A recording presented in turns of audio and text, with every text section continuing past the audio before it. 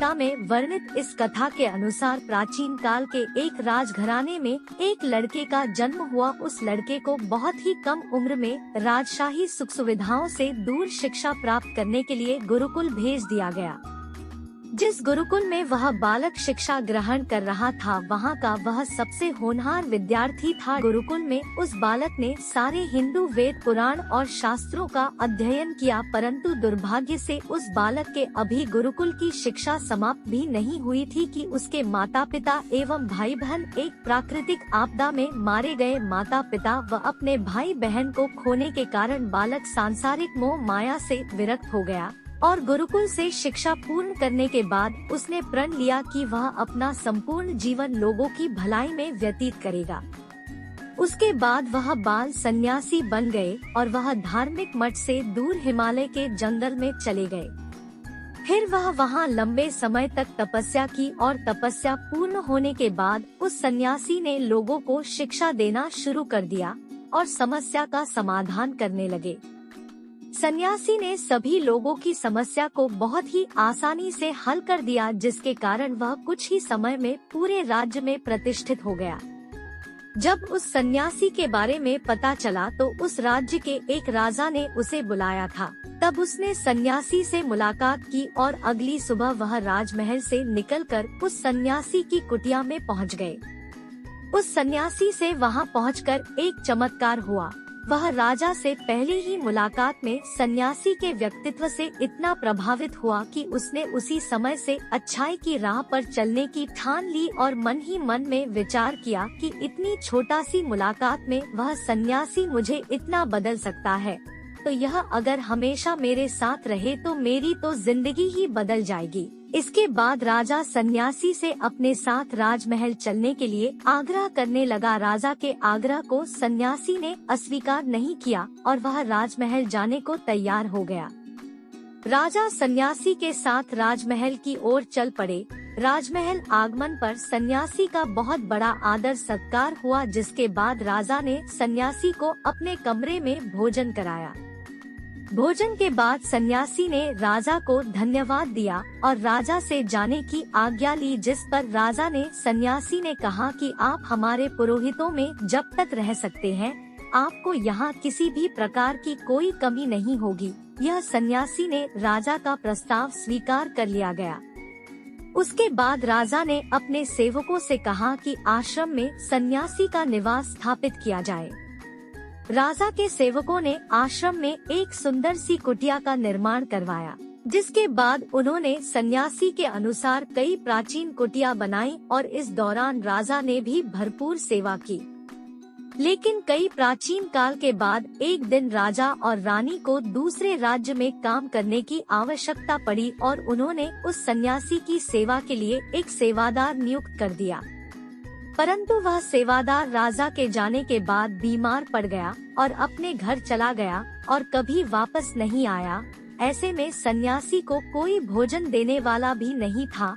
वहीं कुछ दिन बाद जब राजा अपने राज्य से वापस आया तो सन्यासी गुस्से में उसने कहा कि राजा को बहुत तकलीफ होती है और राजा से कहा, है राजन, जो तुम्हें पूरी तरह से दोषी नहीं ठहरा सकता, वो नारा ही क्यों हो। तब राजा ने सन्यासी से क्षमा मांगते हुए कहा, है भगवान, अगर कोई मेरी भूल हो गई हो तो मैं उनसे क्षमा मांगता हूँ। लेकिन कुछ दिन बाद एक बार फिर राजा को राज्य के बाहर जाने से पहले एक जरूरी काम आ गया, मगर इस बार राजा ने राज्य से बाहर जाने से पहले रानी को निर्देश दिया कि जब तक मैं नहीं आऊँगा आप स्वयं सन्यासी की सारी साझी का पूरा ध्यान रखना।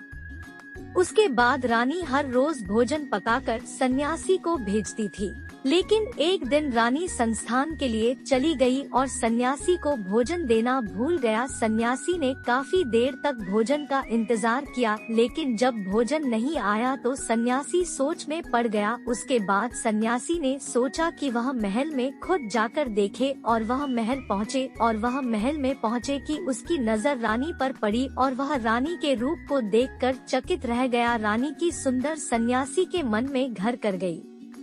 सन्यासी रानी के रूप में प्राकृतिक को धुंधला ना सका और वह खाना बनाकर अपनी कुटिया में चला गया। हाल का पता चला तो राजा सीधे सन्यासी के पास पहुंच गया और उसने सन्यासी से कहा कि तुम बहुत पागल हो गए हो और किस गहरी सोच में डूब गए हो, क्या मैं भूल गया हूँ।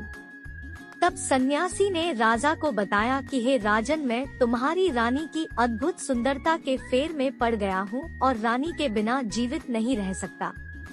इस बात से दुखी होकर राजा ने सन्यासी से कहा कि तुम मेरे साथ महल में चलो, तुम्हें रानी दे देंगे। फिर राजा सन्यासी को लेकर महल चले गए।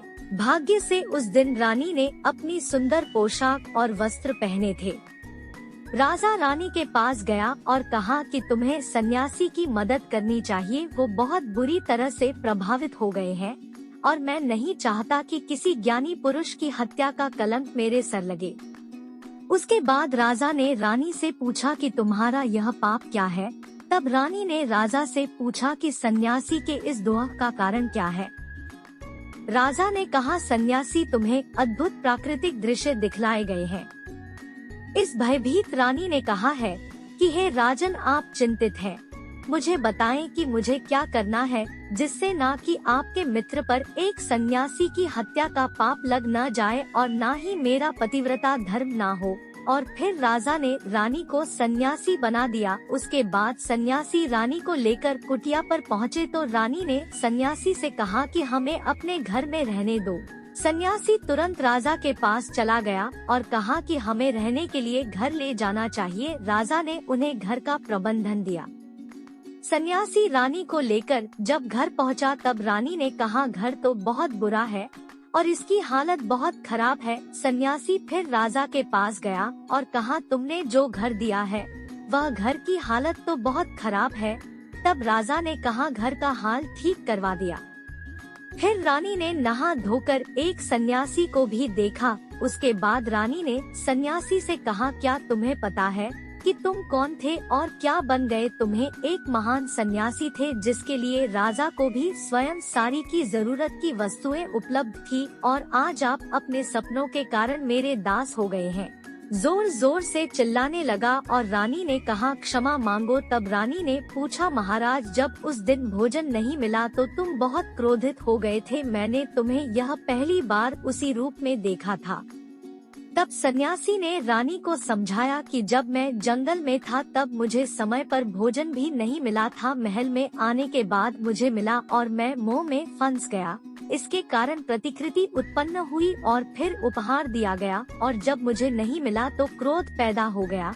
सन्यासी ने सच तो यह बताया कि अगर पूरी इच्छा न हो तो क्रोध पैदा होता है या यह पूरी हो जाए तो क्रोध पैदा होता है और मैं आपकी प्रति आकर्षित हो गया। इसके बाद सन्यासी को समझ आया कि अब उसे जंगल में लौटना चाहिए और उसने ऐसा ही किया। गीता में भी श्री कृष्ण ने नरक के 3 द्वार बताए हैं और यही 3 द्वार है, काम, क्रोध और लोभ। और आज की इस कल युग में भी मनुष्य इन्हीं अधर्म में उगले हैं जिससे उन्हें शांति नहीं मिलती है। दोस्तों, आपको यह वीडियो अच्छा लगा है तो हमारे चैनल फुकरे बाबा को सब्सक्राइब जरूर करें।